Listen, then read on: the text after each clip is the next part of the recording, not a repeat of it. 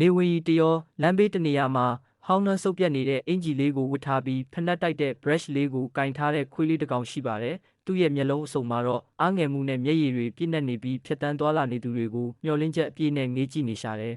။မိုးတွေတဲထန်စွာရွာချလာတဲ့အခါမှာတော့အကာအကွယ်မဲ့တဲ့သူ့ရဲ့ဘဝလေးဟာပိုပြီးအေးဆက်လာပါတယ်။လူတွေကတော့ထီကိုစီနဲ့သူ့ဘေးကနေအေးမလုပ်ပဲဖြတ်ကျော်သွားကြတယ်။အဲ့ဒီအချိန်မှာပဲနူးညံ့တဲ့လက်တစုံကသူ့ကိုထွေးပွေးလိုက်ပါတယ်။အဲ့ဒါကတော့ကျင်နာတတ်တဲ့အဖိုးအိုတူပါပဲ။အဖိုးအိုဟာခွေးလေးကိုသူ့ရဲ့လက်တော်လေးစီခေါ်သွားခဲ့တယ်။ခွေးလေးဟာအဖိုးအိုကိုကူညီဖို့အတွက်လဲထဲမှာထွန်းဆက်မောင်းတယ်။အာလူးတွေစိုက်ပျိုးတယ်။အာလူးအိတ်တွေကိုကျုံးမှာပိုးပြီးရောင်းချဖို့ကြိုးစားခဲ့ပါတယ်။ပင်ပန်းပေမဲ့သူ့အတွက်တော့ဒါဟာနှွေးထွေးတဲ့မိသားစုလေးတစ်ခုပါ